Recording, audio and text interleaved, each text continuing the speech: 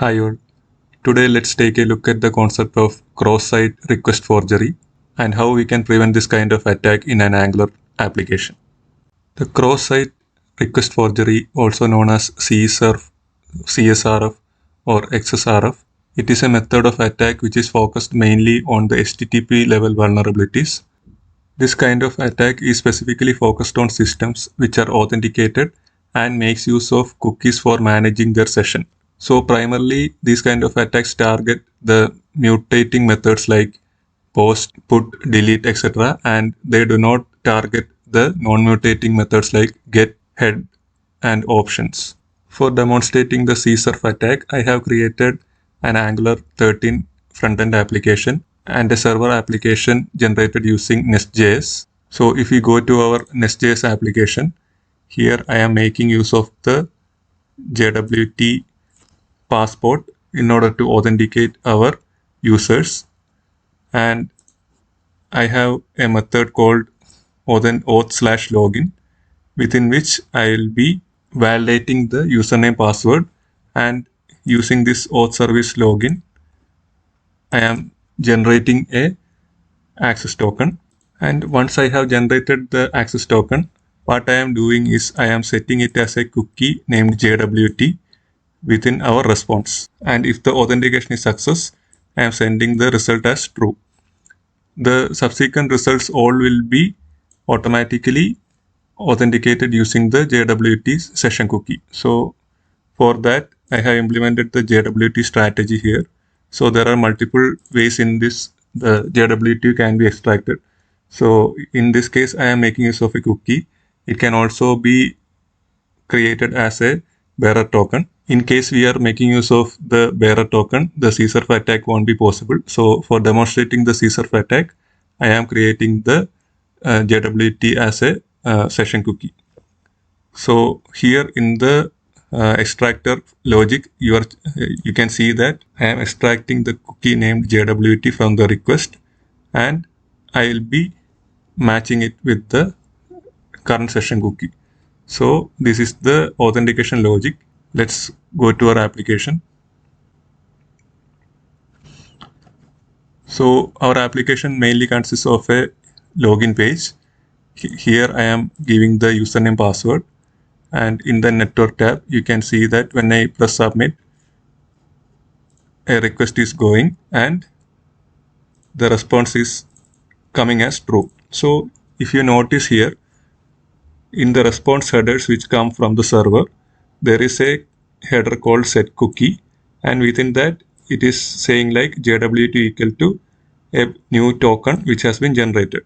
So this is basically an instruction to the browser from the server that it needs to create a cookie named JWT with this particular value. So as you can see, the server is actually hosted on localhost 3000, while our application, the UI, is running on the localhost 4200. So even though they are localhost, since the ports are different, these are treated as cross-origin requests. So what happens is that you can see when we go to the home page, actually an API is called named cities, but it is getting failed due to 401 unauthorized error. So what happens is that even though we got a response header like set cookie, actually there is no cookie that has been set. If you go to the application tab and cookies, you can see that there is no cookie named JWT which has been created. This is because of the cross-origin issue. In case we had set in the same domain, in the subsequent request, you could have seen that the cookies would be automatically going along with the request. So in order to enable the cross-origin, we need to make some changes in our server code.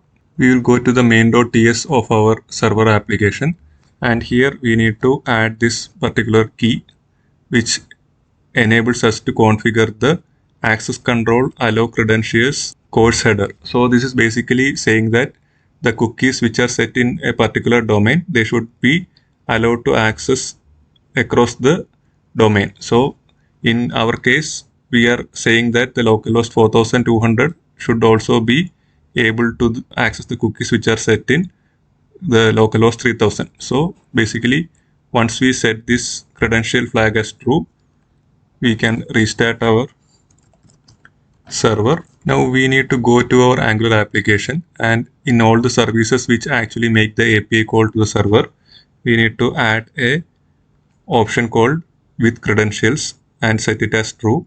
So this option will automatically be setting the cookies across the domain and will be sending it across the subsequent request. So here in the login service as well as in the home service, I am adding this. So now let's try running our application one more time.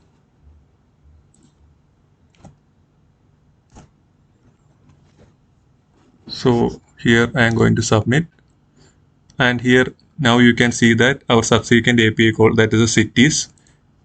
When you open the request, you can see that a cookie has been set, which is having the key JWT and the value, which is the access token, which we got from our login. So here in the login API, you can see that the set cookie instruction is coming, and if you go to the application, you can see that the cookie name JWT is present. And the thing about cookie is that once a cookie is created, all the requests to this particular domain, that is, if you see the network tab, the cities, the cookie header will always be set automatically by the browser itself, and the client need not do anything. So this is the point which exposes us to CSRF attack. So what happens now is that in case I open any other website which is run on a separate domain, suppose I call this API from that different domain, even then the cookies will automatically be added to the request, and the server won't be able to recognize whether it is coming from the actual website or any third-party website. So now let's see that in action. If you scroll down, there is a button called transfer amount. So when I click on this button, actually what happens is I have a file called accounts.json.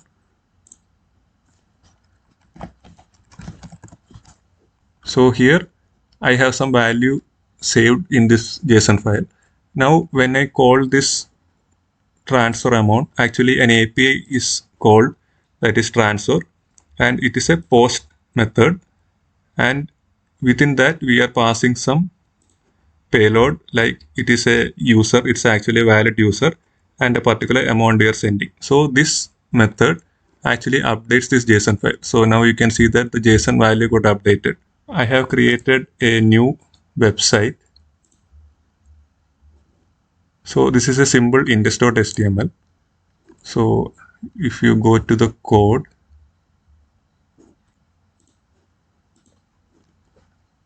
you can see that it is a simple index.html, and inside this index.html actually there is a hidden form. This form does is it is having two hidden fields like the name and the amount, and here the value is hacker and a particular amount is there. So I will be showing a button like some junk value like check my horoscope or something, and suppose I click this button, the action is that I will be sending this post method to this particular server.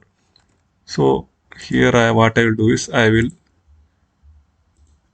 host this using HTTP server. So this application will be running on the localhost 8080.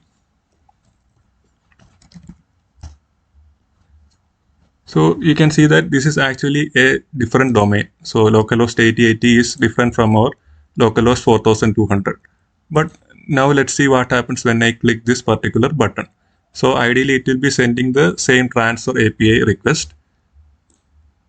And you can see that the actual request was made and it succeeded, even though it was made from a different domain. So if you go to our accounts.json, you can see that our actual file has been changed. So this is the CSRF attack. So basically this can be used to modify any server-side state, like mainly used for maybe a bank account, transferring amount from a bank account or something like that, the server won't be able to identify that whether this is a request made from the actual user or from a hacker. So one thing to note about the CSRF attack is that in case the user is not logged into the application. So here actually the user is not logged into the application, but in case I try to call the particular API from within the attacking website, what will happen is, since we are not logged in and there is no cookies present, the unauthorized error will be thrown. But in case I am logged into the website, automatically the cookies are set in the subsequent request and my session is actually hacked. So now let's see how we can prevent this making use of CSRF tokens. For enabling the CSRF tokens, basically we need to make changes both in the server side as well as in our Angular application as well. So first let us make the required changes in the server side.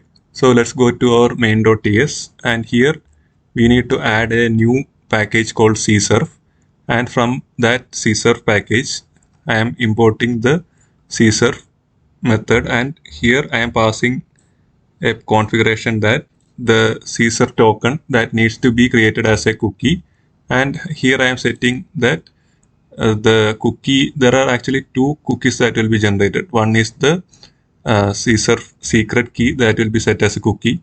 So that particular secret key needs to be set as a HTTP only cookie. So what is meant by HTTP only? So basically when we mark a cookie as HTTP only, that cookie won't be accessible to the JavaScript. So basically this will be accessible only in the server and the JavaScript won't be able to read it. So that's the only thing. But even if we set the cookie as HTTP only, the browser will automatically send it in the subsequent request. Now let's go to the app controller, and here within the auth login request, what I am doing is I am going to add a new cookie called xref token, and here I am generating an xref token. So this is the actual token which we will be sending from the server to the client. And as I mentioned previously, CSRF tokens are, or CSRF is mainly targeted for mutating methods. So post, put and delete are the most commonly targeted methods. Logic which handles the CSRF token won't be targeting the get. So the get method actually will be allowed to pass through. So it is important that we should not do any mutating changes using the get method. What I have done is, since the get method will be allowed to pass through CSRF, as a part of the response, I am setting a cookie xref token and I am setting the value, the actual CSRF token. Once the server sends this back, a cookie will be set on the client browser, and what is expected is that in the subsequent mutating calls we need to take the value, that we need to take the token from the cookie, we need to set it as a header or request header named x-xsrf token for all our future mutating requests. So once we have made the changes within our server, we will restart the server. Now let's go to our application.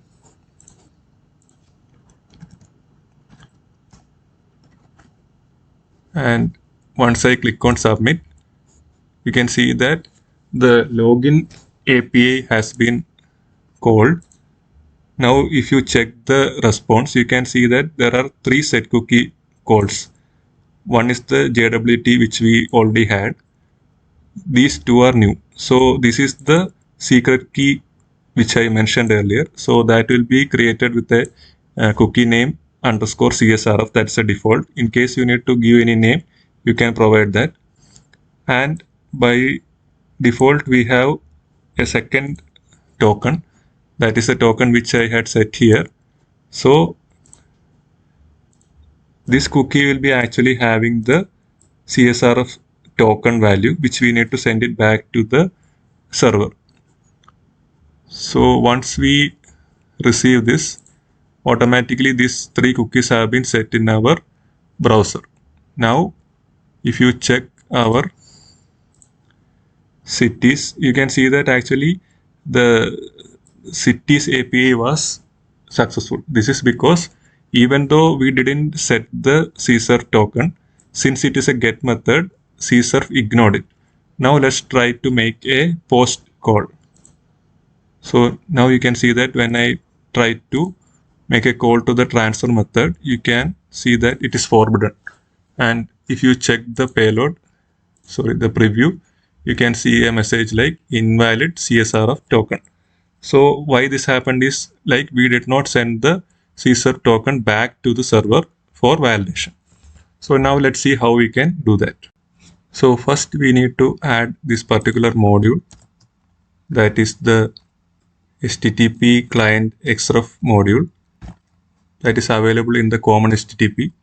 Now once we have added this, automatically Angular will be taking care of the reading the CSRF cookie and setting it in the request header. One option we can provide here is the with options method. So within that, what we can give is the cookie name and the header name. So by default, the CSRF module expects that the cookie name from the server will be having this particular name. So here in our controller, you saw that I am using the exact same name.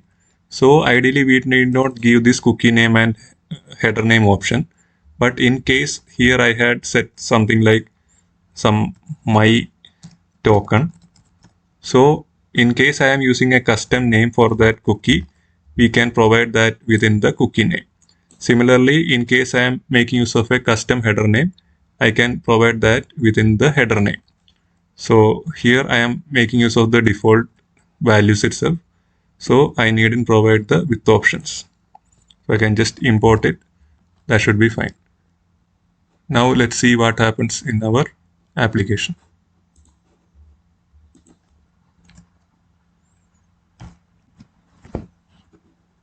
So I am logging in and I am clicking transfer amount. But even now you can see that the request is failing due to the invalid CSRF token.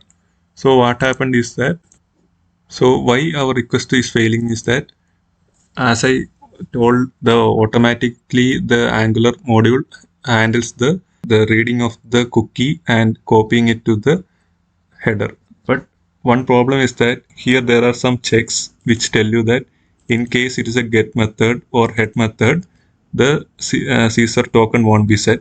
Similarly, in case we are making use of full URL, the absolute URL, in that scenario also the actual check won't happen. So in such scenarios, it won't set the request header. So that is why our request is failing.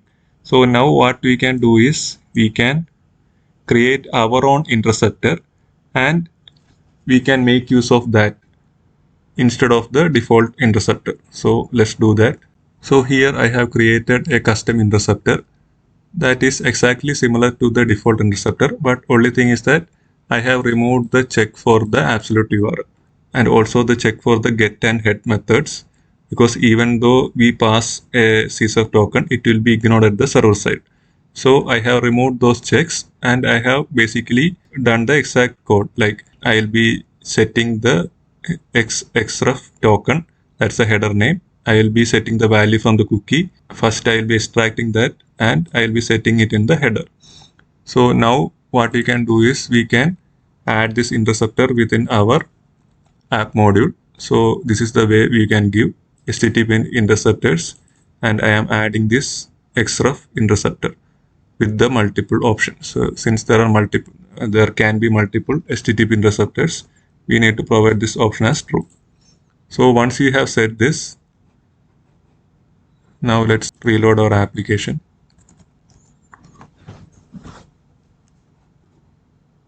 So now if you go to the network tab, I am submitting, and now our cookie has been set. Now let's try and call the transfer amount. So now you can see that the transfer amount call is success. Why it is success is, if you check our request headers, here at the bottom, you can see that a new header has been added called xref token, and this is the token value which we got from our cookie. So if you go to the cookie, you can see that it will be the exact same POTV.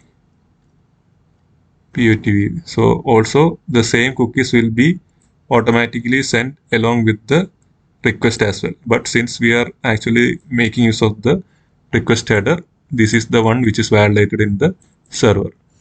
So now since we have set the CSRF token, now let's see whether our hacker website is working.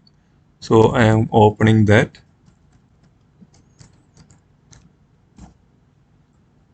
And when I try to click on the button, since we are manually setting the request header for the CSRF token, hope you are able to get a clear idea about the CSRF attack and how we can prevent that in an Angular application using CSRF token. See you soon. Thank you.